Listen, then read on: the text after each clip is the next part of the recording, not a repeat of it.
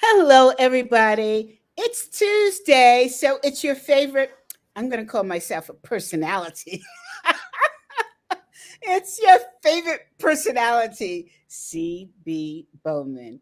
And you know, I love to have fun and learn. So today I have an extremely special person on to talk to you. I'm making her turn red. Good, because she has done that back to me. And yes, a black woman can turn red. So, so today it's CB Live, and it is the courage to leap and lead. And so I just have to tell you about this woman. I met Chris through somebody else, another woman, when I was looking for people to sit on my board for workplace racial equality and equity. Okay. And so this woman bounces into my life, and I thought, okay, she's funny, she's smart. Okay, what can she bring? Right? Well, she bought it. All right. She is like one of the greatest quick thinkers I've ever met. Right? She's like a walking encyclopedia of trigger questions to make you think about what you said, what you think you're going to say, and what you might have said, if that makes sense, right? So I thought, who is this woman who challenges me like this? Let me think about this. Do I like it? I'm not so sure. Let me see what else she's got. And she is able to back it up. And you know what I mean? There's some people that just want to challenge you just for the sake of challenging you to try to kind of make you feel stupid. Not this woman. She challenges you to make you be on your A game. So recently, so I'm going to share this story. I contacted her and I said, Chris, I mean, I've done like 90 something podcasts and I don't see my audience increasing like some other people. And she said, have you listened to what other people are doing? Shut me down. I said, no. And she said, well, that might be a good idea to look at your competition. And I thought, what? How did I miss that one? I'm a marketing person. I love analyzing my competition. But you know, every once in a while, you get to be a smarty pants and you think you know it all. And she called me on my game. So I have to now listen to other podcasts, but that'll be after I complete my book, which, by the way, is three-quarters of the way done. How about that? Drop the mic. So, without further ado, I want to introduce my dear friend who is an amazing volunteer person. And when she, by the way, when she volunteers, she's all in. It's no dilly dallying. I'll miss this meeting. Oh, I have that meeting. I can't attend this. She is all in and really attentive to where you're going. And I'll tell you one other thing about this woman. She's one of the few women that I've met that has the soul of others. What do I mean by that? She really cares about people in general. She cares about life and how life is treating people. And that is so rare to see. She is the epitome of what Dr. Mangesi taught us, Ubuntu. When people greet each other, they say, I see you. Meaning she doesn't see the outside, she sees the inside out. So when Chris talks to you, he is seeing the true you and your goals and where you want to go. And how can you get there, right? That you haven't even thought about. This is Chris Drury. You're Chris, gonna say make hello. me cry. Stop. Ah, so much for for makeup this morning. Well, I had to get you back. Thank you. Those were the sweetest things. Thank you so much for saying that. All true.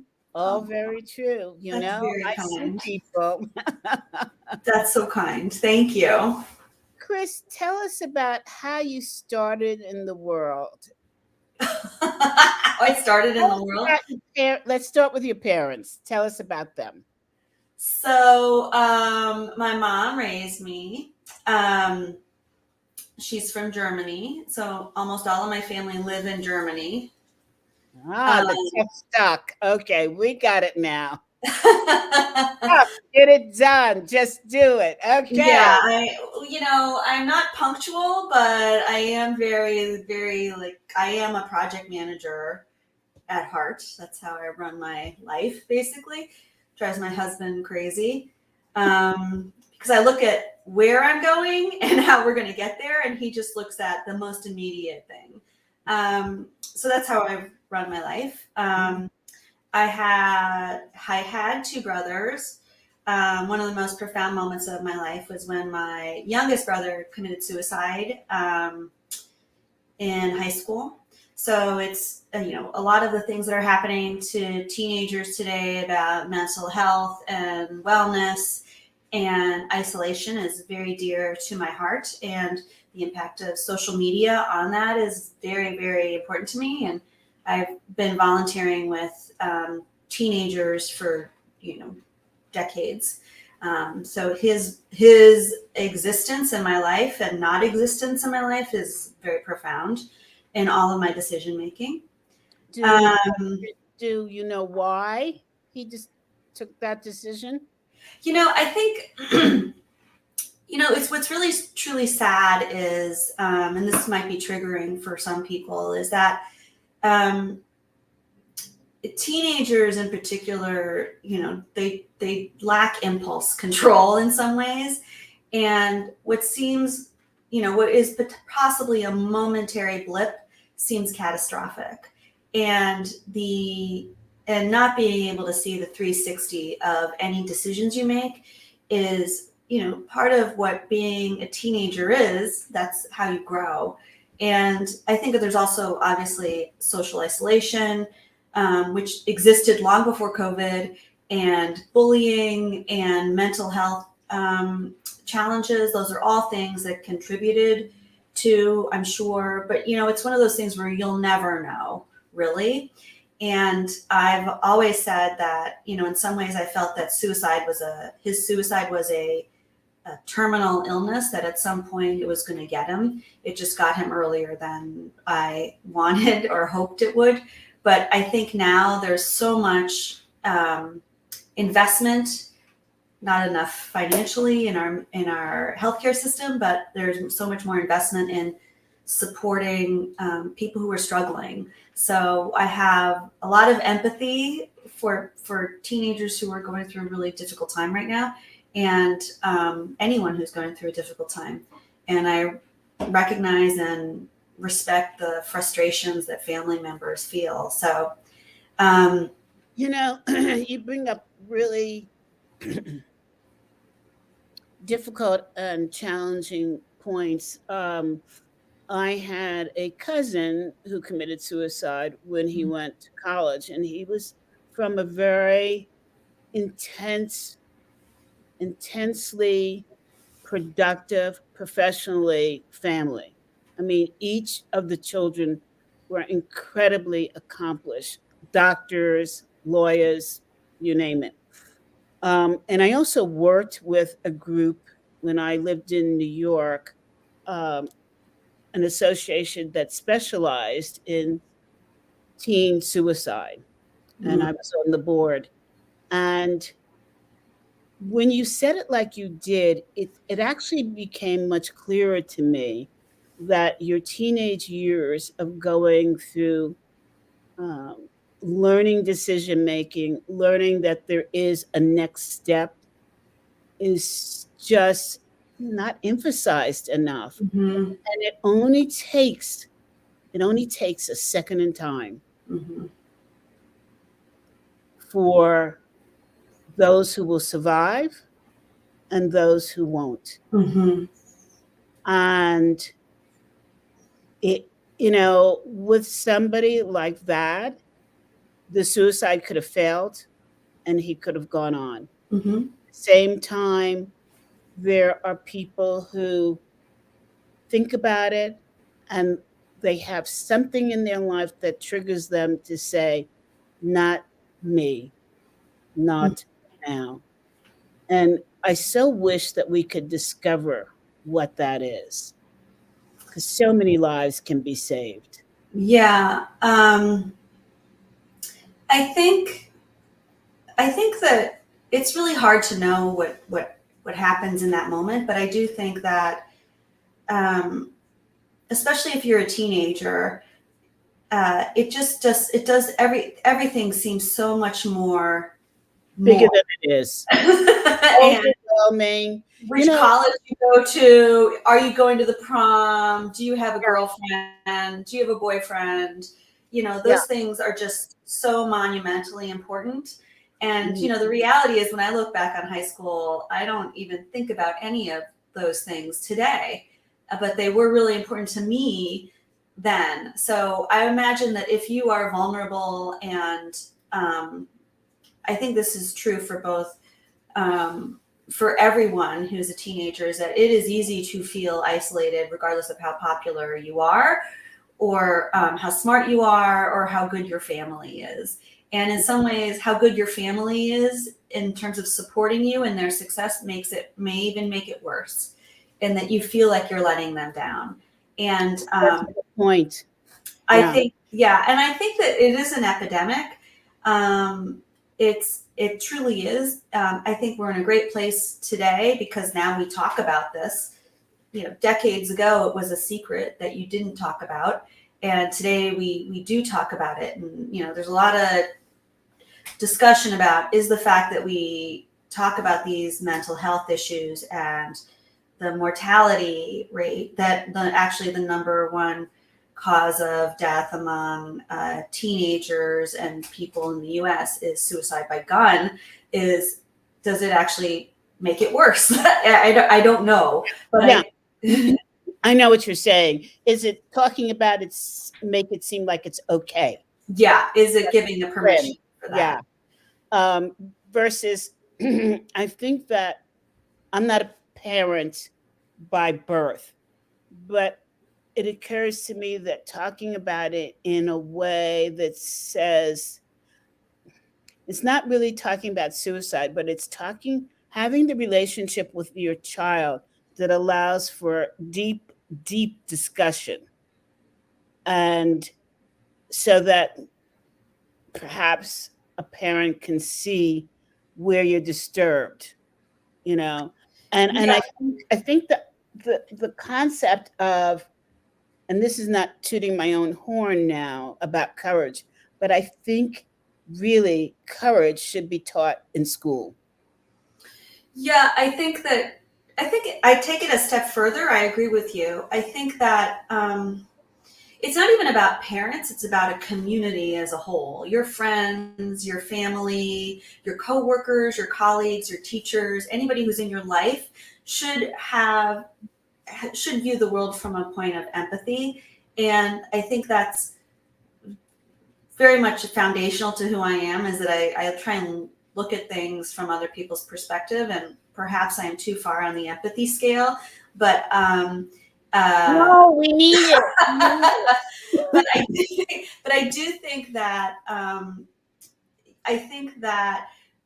we need to develop these skills, because the whole notion of courage and empathy go together, because you have to be willing to be vulnerable for other people. And I think that's the greatest gift that you can give, is your generosity of feeling and time.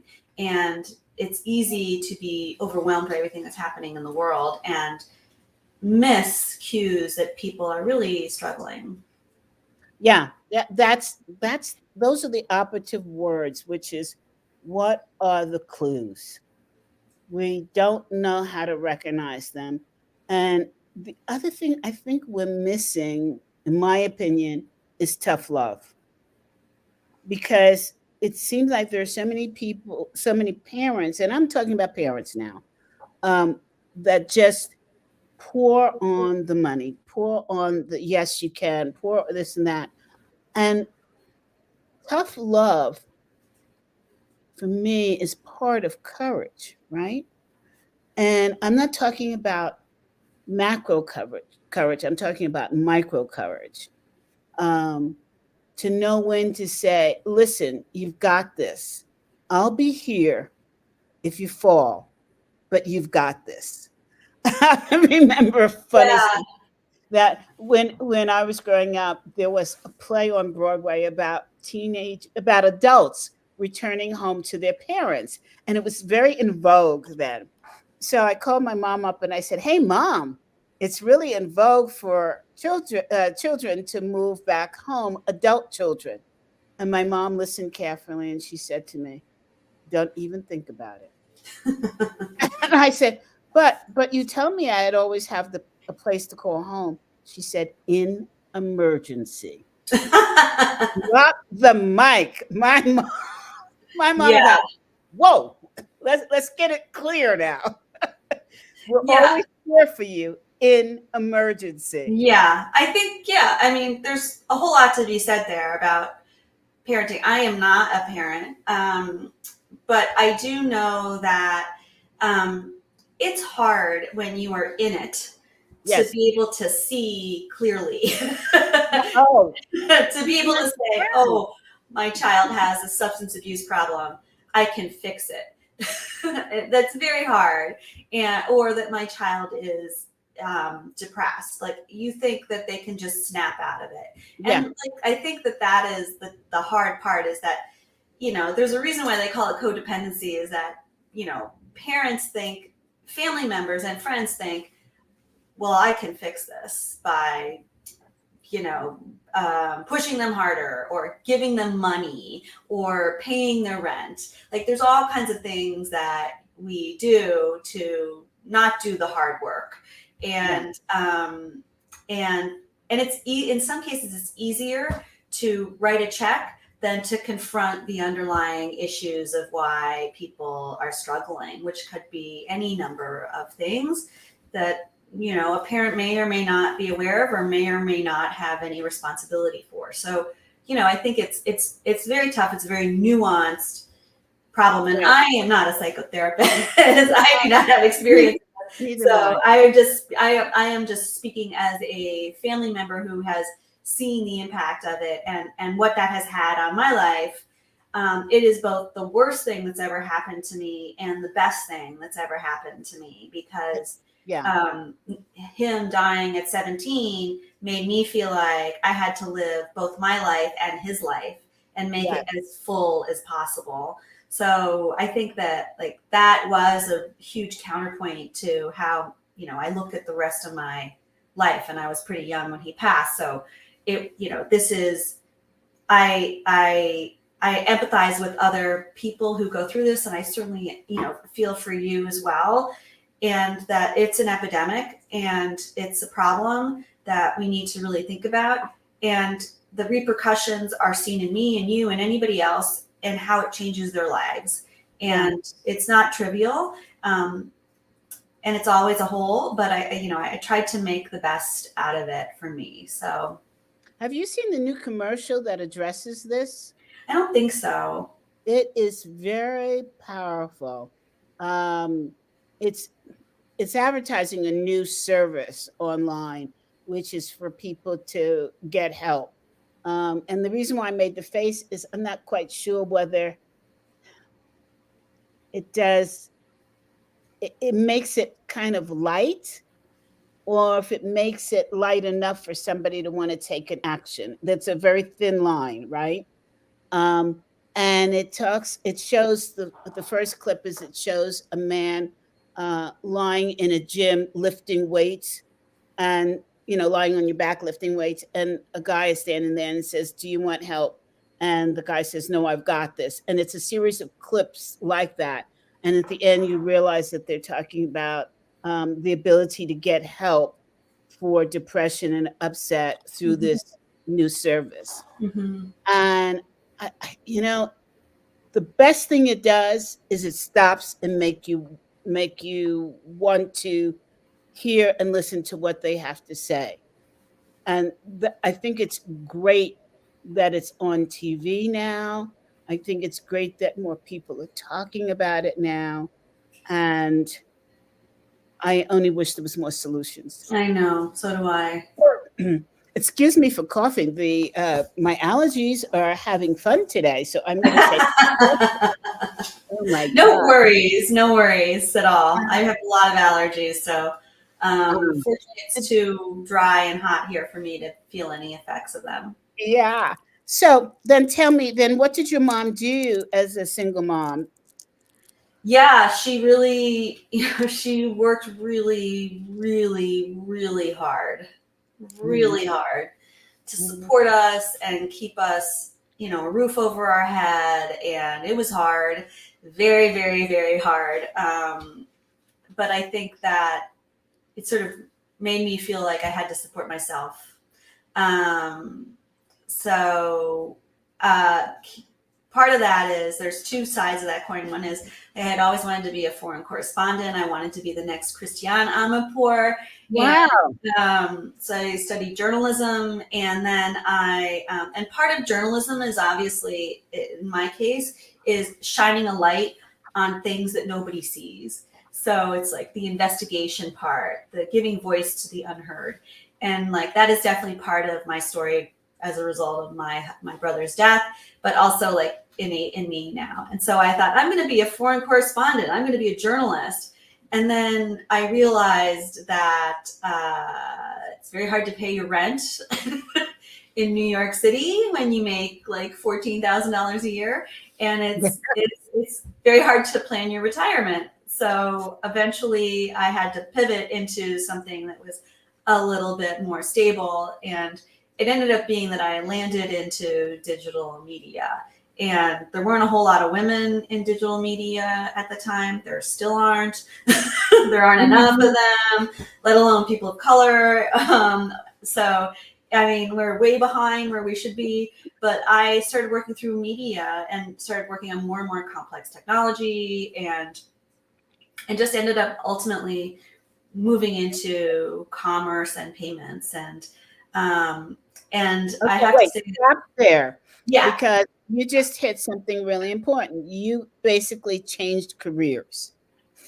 Yes. How did you worm your way into a new career without the specific knowledge required for technology? Or did you have some of it under your So I had been working for a bunch of media companies in New York.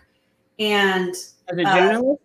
Well, they started at a newspaper, and then they started at big media conglomerates that owned like television networks and studios and magazines and newspapers and digital properties. So I moved from like a newspaper to big media conglomerates. And when I moved to these big media conglomerates, I started diversifying my portfolio of journalism and editor to more technology related things and marketing related things and digital marketing things. And I think there are two. Did you do that? Did you just snoop into what others were doing? No, it was literally, I wish I could say it was purposeful. It was essentially, we don't have anybody to do this. Do you know how to do this? Can you take this on? And gradually, of course, I would take on more than I was supposed to do. And then before you knew it, I had a huge portfolio. And what I was finding is that I was leaving jobs and being replaced by 3 people. Oh, yes. Okay. So this happened again and again and again. And so I decided that I wanted to do bigger, more complex technology. And the skills that it takes to be a journalist are skills that come in handy when it comes to operations as well. And the skills that come in handy are asking questions and thinking about where the story is. And like in the case of one of the companies I worked for, the story was moving off of one technology solution into another and trying to figure out why we needed to move at all and what's involved in that and just like the investigation part. So like that, I really love the investigation and the research and the details. And this week is the 50th anniversary of the Watergate Yes. stories, and in the Washington Post, which was my favorite movie growing up. And you know, if you read the book, and you read all of their books, they go so deep in the details to understand the big picture. And I think that is also what I brought to operations. And so over time, it was just a natural pivot into operations. I think the other thing was, and this is really critical, it doesn't seem like it at the time, but I hate being cold. I do not like to be cold. And I could not take the weather in New York anymore. And I always wanted to live in California. And I was working in corporate innovation. And so I had the privilege of working with Clayton Christensen's team on developing an innovation lab. And one day I said to my boss, you know, we should really have an office in California. Like we should have an office in California. And I'll volunteer to open it. Okay, I like your guts. Okay. Otherwise, and so I moved to California and really started focusing on Silicon Valley and technology and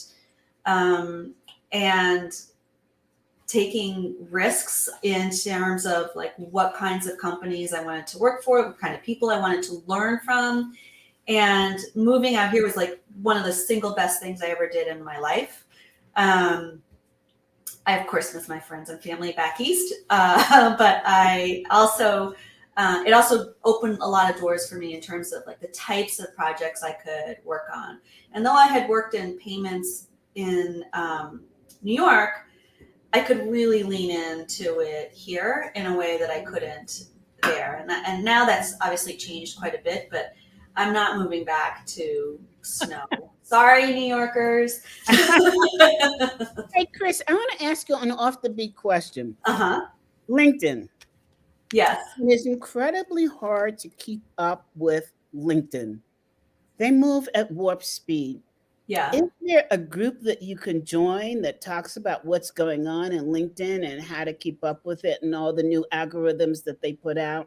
That's an interesting question. You know, with the way some people use Facebook is how I use LinkedIn. And so I'm on it all the time. I have hundreds of alerts set up and I read an alert set up? What does that mean? It tells me when there's a story that's been posted about, I don't know, like currency exchanges or crypto, and it pulls that story up for me and shares it with me in my feed. So you have that set up in LinkedIn? Yeah.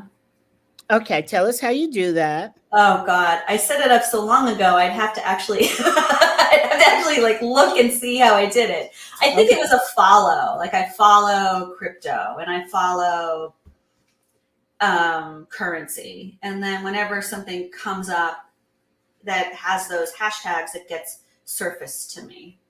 And also, I follow a lot of people who are not in my network, and by virtue of the fact that I follow them, anything that they're interested in also surfaces for me as well.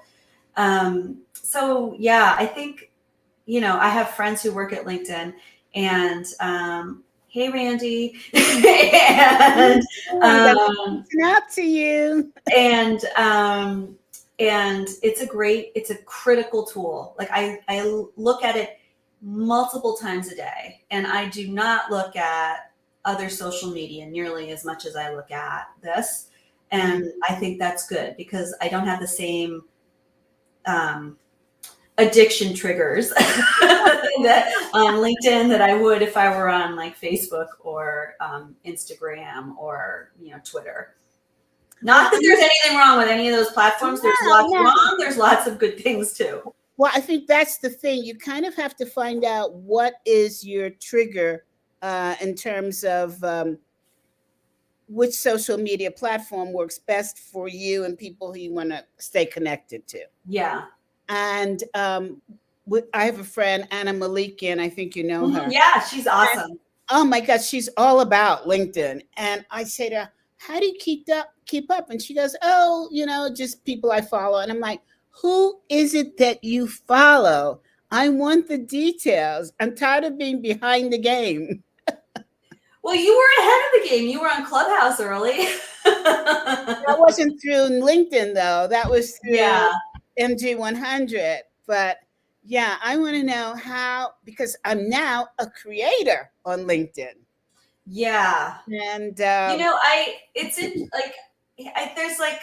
there's a lot that goes into using all of these platforms that is both good and bad. And a year ago, I published a post about, I think it was email and how email is really not super useful.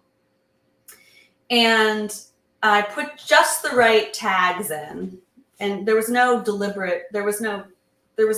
machinations in there. I just was like, these are the things that are in this post. And it had 123,000 views within like a few days. And I realized that I was like getting something out of seeing how many people were looking at this post and liking it and commenting on it.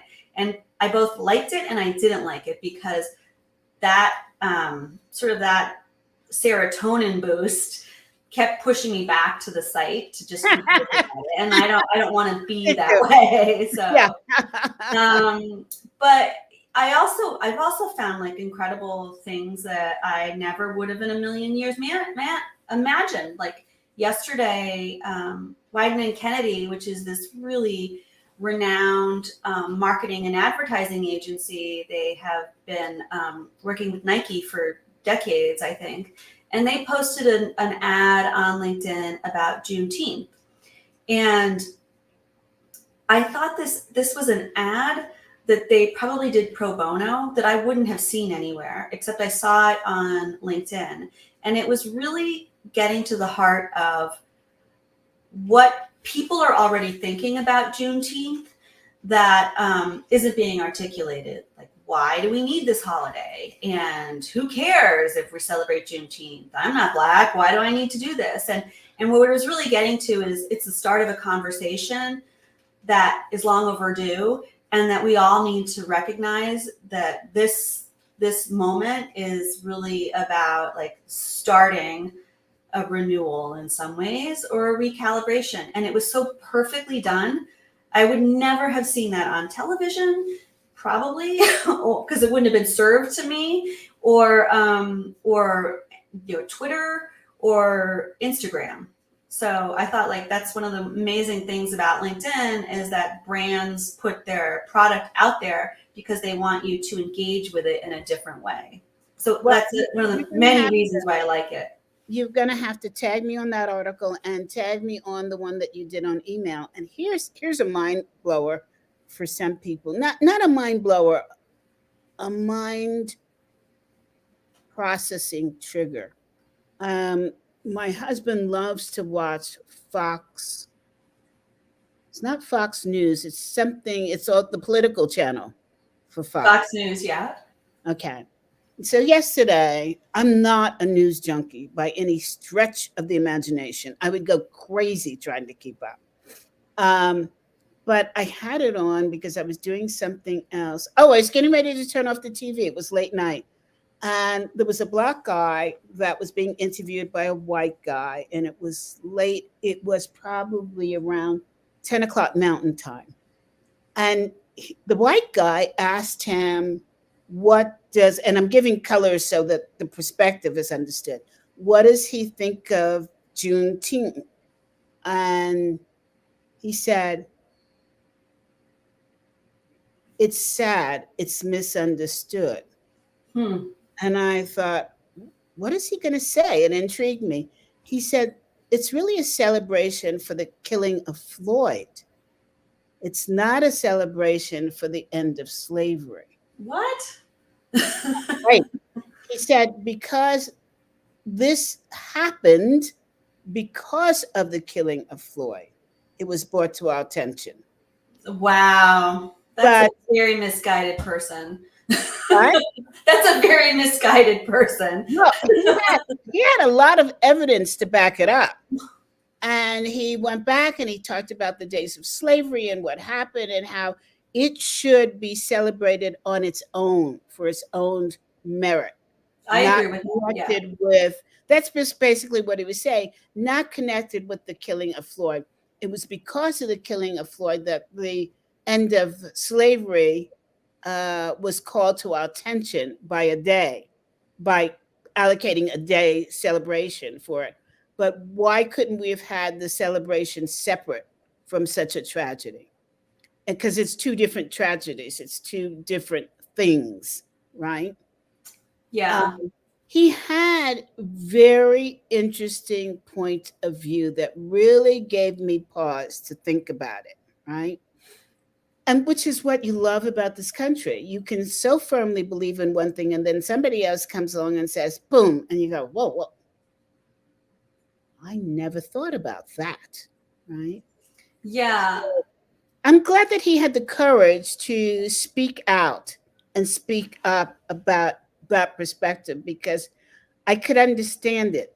I'm not sure where I am in it, but I can understand it. Yeah. So I, now, yes, go ahead, please. go. I Yeah. was just going to say that I think that that's the other aspect of my journalism desires earlier in my career is the information, the need for more information, which is why I'm also an information junkie. Like I read probably 20, 25 books a year. I follow many, many news sites.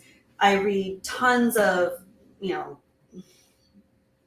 posts on the web. I have like lots of like blogs that I follow. So yeah, it's just a lot of information that I take in all the time. So Well, I think that that, doesn't even count your podcast that you wrote me you would listen to 5 before noon. I'm like, does this woman have a life? What the heck? yeah, I'm a multitasker. I would say more like a triple tasker. Okay. Yes. Okay, so Chris, so you went into the media space. I want to talk about in your world of volunteerism, in your world of media, in the fintech space, just your life in general.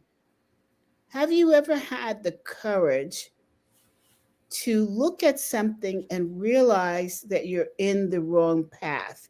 Break it down and say, hey, this is just not me, and start over. Yeah, I think there's a couple things. There's the macro view and then there's the micro view. And essentially what operations people do is they look at the entire chain of activities and they look at where they want to go. And I mountain bike and I ski. So the tenets of mountain biking and skiing are when you're riding your bike, you look at where you want the front of the bike go. If you're next to a cliff and you're looking at the cliff, you're going to go down the cliff. The same is true with skiing. If you want to go around a rock, you don't look at the rock. You look where you want to go. And that's the same thing with operations. And the reality is that you're constantly looking at making sure that the path that you're taking to get to the end is the right path. But sometimes along the way, you realize that's the wrong end. That's not the right direction. And so you have to pivot. I think that that's the sort of the day-to-day of operations leadership is like looking at where you want to go and how you get there. From a macro level, I think that 2019, 2020 for me was really a pivotal time. It was a pivotal time for a lot of people. And I recognized that I am a values-driven person and that I gravitate towards organizations where values are more about a community and a world rather than insular and about other things that are important than what's important to me. And I had worked at a company where the values were very, very misaligned with my own. And it was only when I was inside the company that I realized, wow, these values don't match mine at all. And I must be crazy to think that I don't belong here. But I really feel intrinsically that like this is not the right place for me. And it was very difficult to come to that realization because it's sort of recognizing and feeling like the external pressure of like failure, not being in the cool group, all of those things that you think about from high school that are still resonant with you. Like you want to be in the cool group. You want to be part of like where all the best stuff is happening. But I could see that the way the company's culture was designed was not right for me. And it took a lot for me to say, this is a bad fit and I have to leave. And I sort of felt like I did leave, but I also felt like I had to do, this is sort of latent Catholicism, is I felt like I had to do penance for having made this wrong choice by giving back to the community. And so I really did some work on myself to figure out like what was it that drove me to make a decision that was so adipose to the way I really live my life, and how do I not make those decisions again? And it's at first I was embarrassed that I had made the decision. And then I felt a lot of pride that I actually had the courage to say, like, this is not a fit. I got to go and I'm leaving and I'm going to go do something else for my community instead. And I'm going to get the reward from seeing others succeed and enabling that. So, that was hard. And even my family was like, how could you quit that job? That was an amazing job. And I was like, the values were wrong. They didn't match mine. And I didn't feel good about myself. I'd love to talk to you about that because I think oftentimes we second guess our values and we take the heat ourselves for second guessing our values. So we say, what the hell? Why did I do that? And I shouldn't have done that, and et cetera, et cetera. And my teachings is, wait, let's dissect the information that you were given that led you to believe that this was aligned with your values. So there's two parts. There's what were you given, and then what did you interpret? Yeah. And most people start at and end at what did I interpret? And don't look at what was the data that was given to you. Yeah, that's 100% true, and that's exactly what I did. Like I actually did a lot of self-reflection, thinking, how did I get here? What were the forces that made me make this decision? And some of the forces were external, and then some of them were willful denial. I would say, like you want to assume the best. And you're flattered that you're being offered this opportunity, but at the same time, there's something deep and intrinsic inside of you that doesn't feel right, and like that sixth sense is something telling you this is a bad fit, and like I ignored that. Well, again, I have to go back to. We have to examine, did we ignore it completely, or was the story we were told, was that so good that it blindsided us, right? Yeah, I actually didn't feel blindsided by the story I was being told. I felt blindsided by my inability to look critically at the data that I was being given. Instead, just taking it and thinking, I can work with that. That's easy. I can fix that. yeah, this is what I do. I can fix that. As opposed to actually taking the data in and seeing it for what it was worth.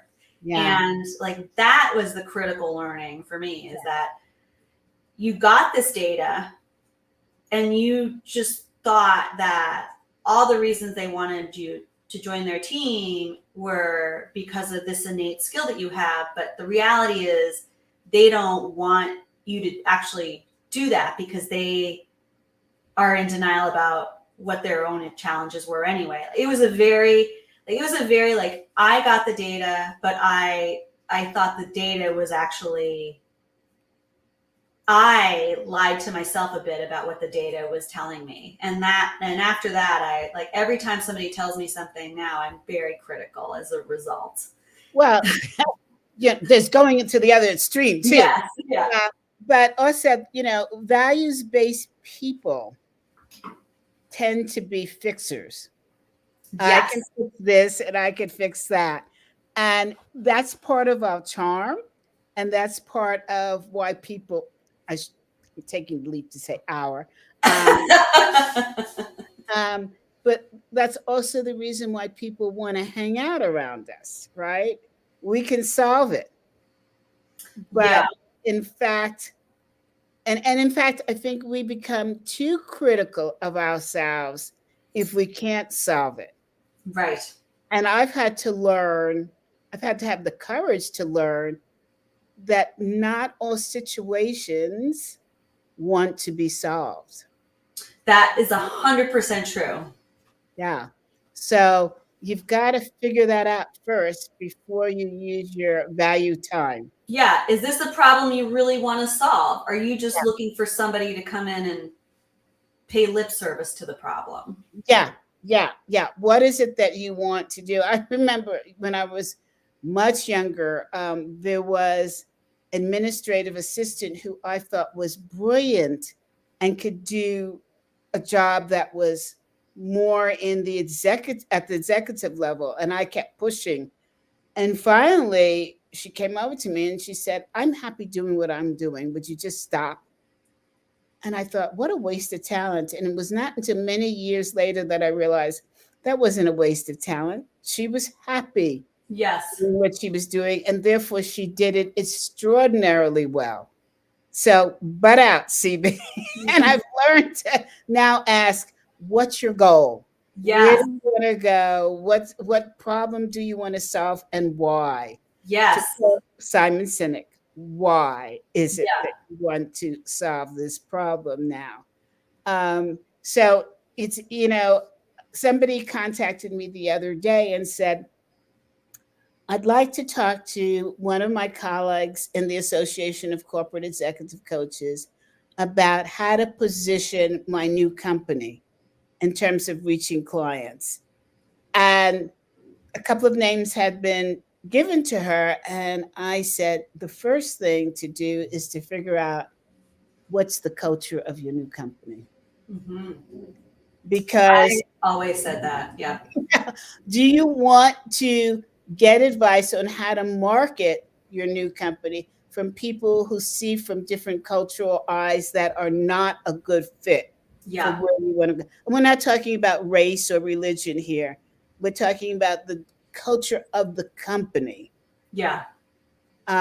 That's going to be your true north and how you want to be represented. This could not be more true. Yeah. This is probably the thing that is over the last several years, which is created the most challenge inside companies, is what their culture is, what they want it to be, and what it actually is, and how it manifests itself inside the values, how they manifest themselves inside of the company's culture. That is probably the single thing that is really bumping up against a lot of growth inside. Like if you look at a company like Airbnb, like Brian Chesky has created a unique culture, and it is a really generous and empathetic culture. They work very hard, but he cares about the people in his company. Whereas other cultures at other companies, it's sort of like a meat grinder. Like the turnover rate is every 18 months, like a certain percentage of the company leaves, and that's okay for them. But I think that I really truly believe that a company is its culture, and Absolutely. I look at companies like Adobe or Airbnb or Guild Education, what their values are and how they manifest themselves within the company speaks a lot to the leadership, because they hire leaders that manifest those values. But here's an interesting question, and when I was just reading McGrath's book on seeing around corners, she talks about Adobe and their star internal culture. Mm-hmm. As a consumer, I don't feel it. I don't feel that Adobe gives a damn about me as a consumer. So it's interesting. But you're not their customer. You I'm might not not. be their customer. I thought I was in buying their products. You are a customer, but not the customer potentially. Their customers might be designers who want products, want to design things that are gorgeous works of art. Those may be the types of customers that are like in the spectrum of customers that they are going after. Those may be the ones that they focus on. You may be, the small business owner who is just a different segment of their customer. So it's very hard to connect. Like, I think that's a challenge with a lot of companies, connecting with small businesses and making those small businesses. Certainly Facebook has that challenge as well, or Meta, it has that challenge as well. Is that how do you make those small businesses feel valued when you have millions of them potentially? Yeah. Yeah. That's a really good point. I hadn't thought about it. Really good point. I mean, when I walk into Costco, everybody listens to the show is probably sick of me talking about Costco. I feel like I am their absolute target customer. Mm-hmm. Treated like royalty. Yeah. Right? Certainly they have customers who buy a hell of a lot more than me. They buy for a store. But myself as this little person coming in, I'm treated like a star, right? And I Yeah. guess I align that to like Adobe, Apple, but you're right. I'm not Adobe's main target market. You know who talks a lot about this is Seth Godin. And Yes. I had a conversation with him a couple of years ago about like how to find your customer. And I really started to think that, yeah, he's right. Like, who's actually buying this product? Like, Yes. and like, how much energy do I spend on acquiring a customer for this product? And what's the value to me and them? Here's a challenge though. I may not be Adobe's customer, but my customers may be. That's right. And so if I am not speaking highly of Adobe, my customers are hearing that, who may be their customers. Mm-hmm. So how do you how do you figure this all out? Right? Yeah. I think like for companies like Adobe, I don't know that much about how they market to small businesses or how they think about small businesses, but I think that my guess is that they segment a lot of their small businesses in some way, and that they have an understanding of how those small businesses scale out to larger businesses. This is a hugely successful company that has been around for decades, and they are masterful at understanding segmentation. So my guess is that they have some understanding of which segment you're in, but misunderstanding of the reach of your business opportunity. That's a great point. I love that. You see, audience, this is what I mean about this woman. Okay, Oh my God, we only have 5 minutes left. That's impossible. Okay, I want to ask you now about a time that you had a courage to speak about an unresolved problem that was holding your work back and preventing you from being successful. I think we just answered that question. Yeah, I Yeah. that's part of my job. Not everybody loves it though, so yeah. Okay. And I think we also asked the last question, which is talk about a time when you had to start over using the skills that you learned from the errors that you made. Lots Yeah. of those. Myself included. I suddenly, so it's really interesting how when you really try to take an examination of your life and really listen to what people are saying and what people are not saying. And one of the things that I realized for me is I have to be careful of who I'm connecting with whom. That's a Yes, really good example. it's your brand, 100%. Yeah, because I'm considered one of the connectors now. And I realized I have to be really careful Hmm. about saying no to people or zipping it when I want to just reach out and help people and say, hey, I know somebody who could help you. And that's hard. I find that extremely hard to do Yeah. because when I was interviewing Rita, one of the things we discussed is people who would like to get ahead and how they're stopped because they don't have the right connections. And I think about myself when I was younger, I did not know the right people to help me move forward. And so I feel like I want to right that wrong for others. Hmm. And yet there's such a learning. I was talking to a colleague of mine and yours, and I said, and we were dissecting people that we knew together Hmm. in a very polite way because we were determining where we were going to go in relationships. And one of the people that we mentioned, and how we were going to help the people in our Hmm. relationships, those Hmm. same people. And so we were looking at it from the perspective of who needs help, but how can we help them? And we were saying that this particular person has come a long way, but one of the things that he needs to learn is the art of connecting. Yeah.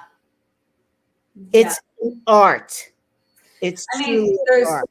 connecting, which is, networking, and then there's connecting emotionally to people. True. And we hadn't even gotten to that part of Because emotional connection. connecting can feel transactional. And when it feels transactional, it's inauthentic.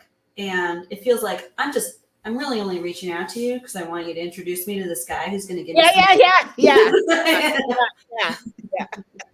and versus like, hey, I have this great idea. I'd love to get your thoughts on this. Do you know of anyone who might be able to give me some input? And Yeah. develop a relationship as opposed to you give me something. And I think that is like where networking breaks down. And I am just like you. I love it when people ask me for help. And my biggest weakness is to help everybody who like Yes. reaches out to Yes. me. Yeah. So I will do it.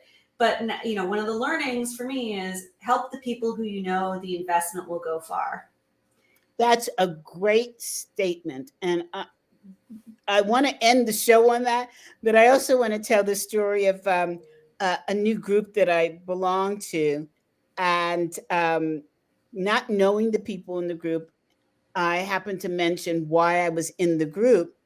And I said, one of the reasons is that I wanted to get my book done or fairly on the way by the time that I go and speak at Renaissance Weekend.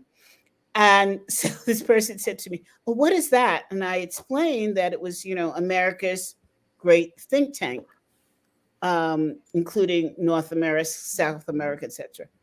And he said, "Oh, that sounds great. How can I get in? Will you get me in?" And I thought, this is my first phone call with you. I don't even know your last name. And you're asking me. And so I've had to have the courage to learn to say, I can't Hmm. or no. Hmm. And so that falls into a whole different area, Yeah, which we'll have to continue our conversation. 100%. You and I can give some advice on that. So, Yes, for sure. Chris, I'm so excited. Tell us where your next step is going to be. What are you going to do next? Well, I'm passionate about fintech, so I've been really thinking about how payments can help a broader segment of the community and the world. So I continue to be really involved in fintech, and that foundation of working at Visa and e-commerce really helped me look at, like, how do we provide financial solutions to people who need them, especially now. So I think now is the moment. I'm really investing in fintech, and really, like, personally and intellectually, and I'm just really excited about this moment. So, for people who don't know what financial technology is, fintech, can you explain? I talk about this from the perspective of, like, how my mother would understand it. So I Well, your don't want mom this was to a pretty sound smart. insulting. Your mom was a pretty smart woman, so maybe you want to break it down a little bit. Yeah. So, historically, the industry has been revolved around big banks and big institutions. And those big institutions they move slowly, and they're highly regulated, which is necessary. And they don't really, and they look at all of us as ones and zeros. So they don't differentiate between me and you. They just differentiate between your zip code and my zip code, your tax return and my tax return, which eliminates the possibility that somebody who lives in a different zip code with a different tax return is there because they don't have a credit history. And you want to allow flexibility so that more people have access to the same financial tools that are available at the larger institutions, but faster. And so I think of fintech is leveraging technology to provide faster financial solutions to a broader cross section of the community. So, where it might have taken you months to start up or a year to get a business banking account, it might take weeks with you if you work with a fintech. And it encompasses a lot of things like crypto, and, like, we go on and on. Loans. Our next show, Finance 101 in 2023. Yes, that would be it. Yeah, I would love that. But it's interesting to end with that, because I remember when I moved from New Jersey to Colorado and had to open a business account here in Colorado. It was a nightmare. That's hard.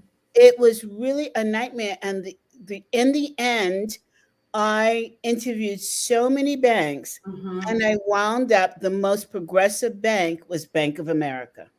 Wow, that's great. It was like that. That's The great. others, I had to get all this paperwork, and then they questioned it. And I said, what the hell? When I first opened an account in New Jersey for ACEC, there was no problem.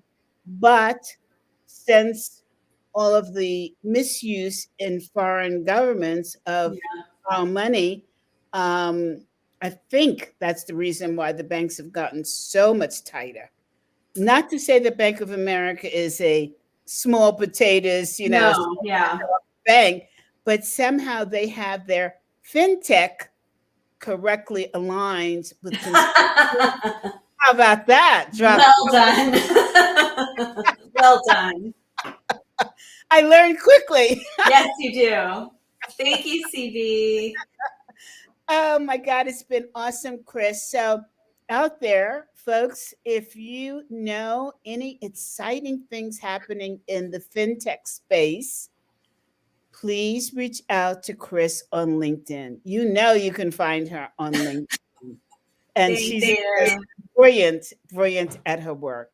So with that, Chris, I really do. I say this to all my guests. I want you to come back, but I do want you to come back to us about the financial side. So we have the 411 on cryptocurrency, and Oh God, I am not that person, but happy to talk about we'll give it. you time to study up.